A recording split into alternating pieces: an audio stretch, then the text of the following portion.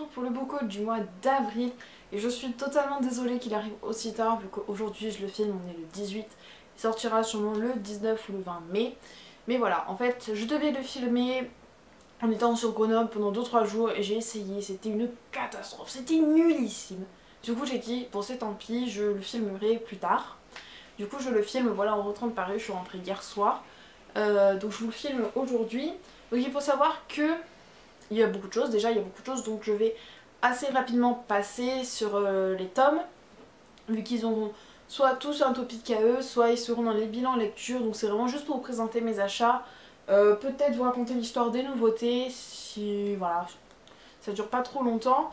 Il faut savoir que pour les book hauls du mois de mai, vu que j'ai commencé à en filmer, ce sera en plusieurs parties, parce que y a vraiment trop de choses et sinon les vidéos dureraient à peu près 53 heures, hein, voilà, genre 50 minutes, 3 heures, un truc comme ça, donc ce n'est pas possible. Donc j'ai un petit peu classé, voilà, on va dire que j'ai classé, ça va être classé tout d'abord les nouveautés, les suites de séries neuves, ensuite on va passer aux fins de série, on va passer aux nouvelles séries, voilà il me semble, et un petit peu aux bonus, voilà, parce qu'il y a quelques bonus.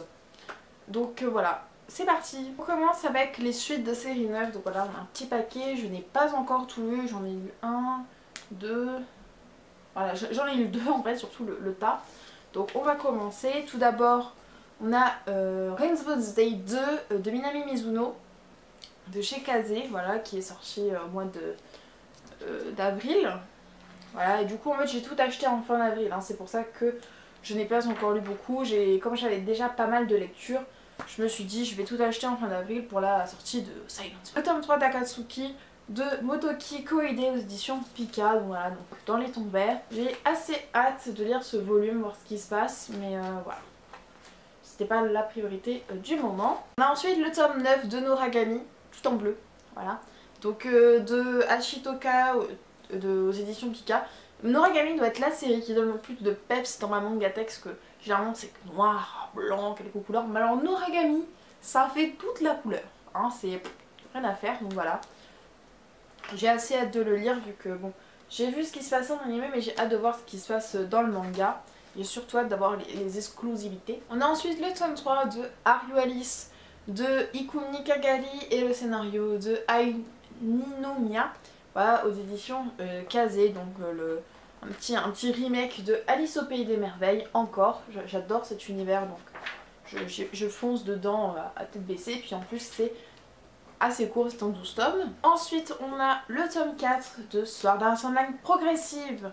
Voilà, le story de Reiki Kawahara, le comic de Kiseki Imura et le chara design de Abeck aux éditions Oto. Et voilà, celui-là je l'ai dévoré, je l'ai acheté à la Japan Touch, voilà, je l'ai totalement dévoré et j'attends avec très impatience le tome 5 qui n'a pour l'instant aucune date de sortie, donc il n'est pas encore sorti au Japon. Et on passe au dernier, le tome 10, le dernier tome de The Expedition of Amnesia de Maybe aux éditions Dark Kana.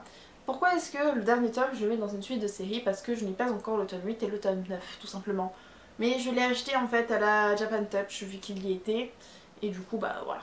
Donc il n'y avait que le tome 10, j'ai pris le tome 10. On passe maintenant aux fins de série avec une fin de série mythique quand même qui a quand même, voilà, qui a gagné énormément de prix. A Silent Voice de Yoshitoki Oyama aux éditions Kiun qui se finit avec son 7ème tome. Voilà.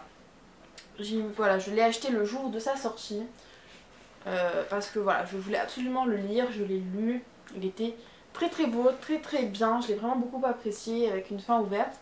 Je ne vous en parlerai pas dans un bilan lecture. Pour Silent Voice, je prévois vraiment de faire un topic sur Silent Voice, de me reprendre le 7 tomes, de me les relire d'un coup et de vous écrire quelque chose de bien parce que cette série mérite vraiment quelque chose, donc voilà. J'ai aussi fini les deux derniers tomes de Prophétie de Tetsuya Tsutsui, d'un parce que c'est l'un de mes auteurs, enfin c'est un auteur que je suis en train de découvrir et qui commence à vraiment devenir l'un de mes auteurs préférés, mais c'est surtout parce que c'était de Kiun et que pour l'achat de Kiun vous aviez la magnifique taille Silent Voice. Voilà, et comme je n'avais pas de Kiun à acheter à part Silent Voice en fin de mois, et ben j'ai acheté les deux derniers de Prophétie, comme ça je l'ai entièrement et je vais pouvoir le lire tranquillement. Pour les fins de série, on a une série qui me tient énormément au cœur que j'ai réussi à finir.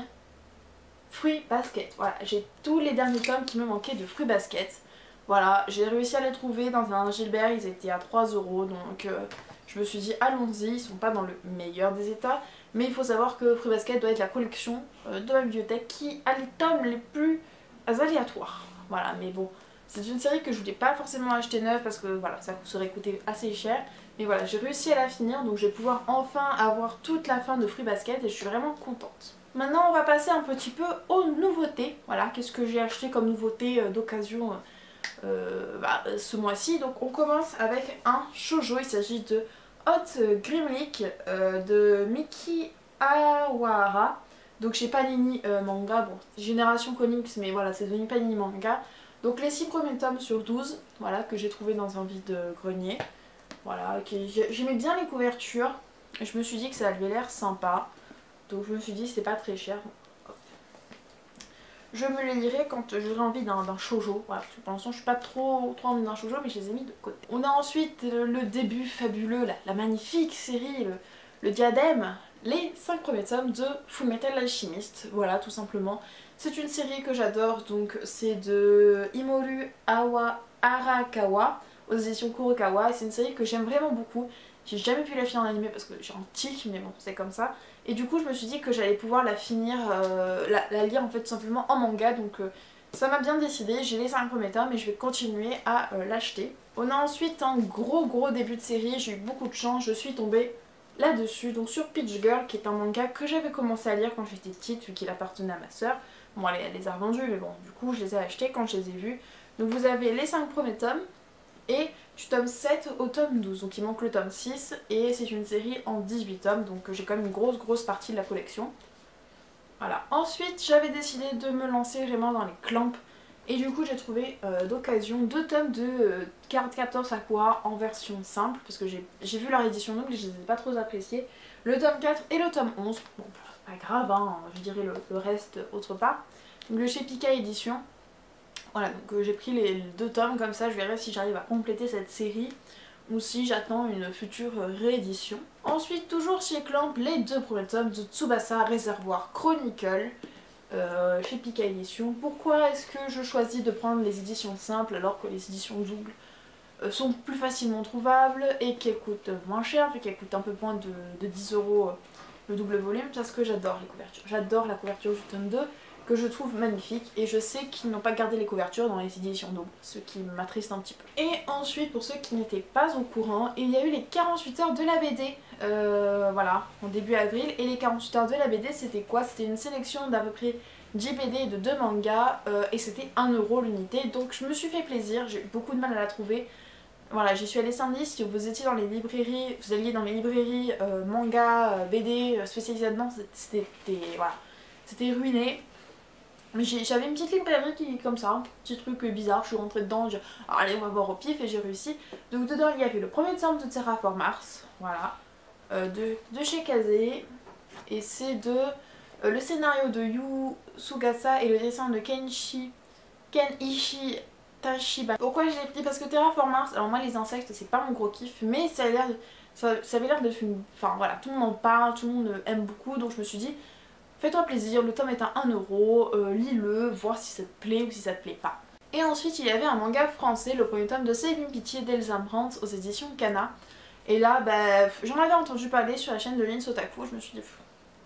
Voilà, au début les graphismes m'attiraient pas forcément, je me suis dit bon c'est quoi cette chose là, moi je sais pas ce que c'est.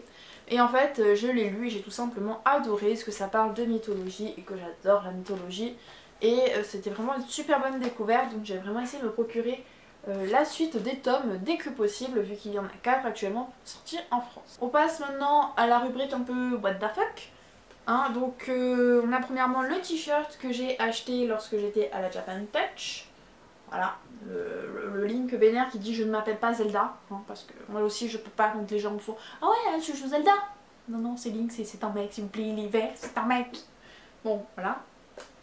Et j'ai été au Manga Game Show, voilà, et j'ai acheté l'artbook de Noob. Pourquoi? Alors il faut savoir que je suis une très grande fan de Noob et de tout ce qu'ils font, et j'essaye vraiment d'avoir tout ce qu'ils font, même si là j'ai un petit peu stoppé, mais il faut vraiment que je reprenne.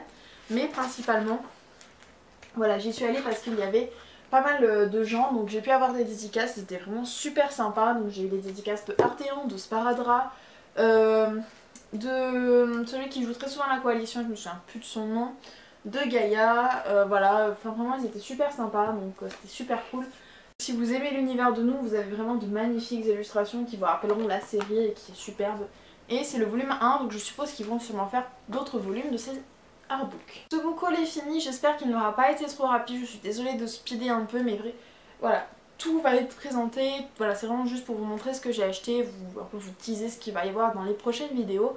Et sachez que les book hauls de mai seront beaucoup plus conséquents. Si cette vidéo vous a plu, n'hésitez pas à liker, à partager la vidéo, à t'abonner à ma chaîne, à laisser un commentaire, à me suivre sur Twitter et sur Facebook, vous avez les réseaux sociaux juste en bas. Voilà, et je vous dis à la prochaine, ciao!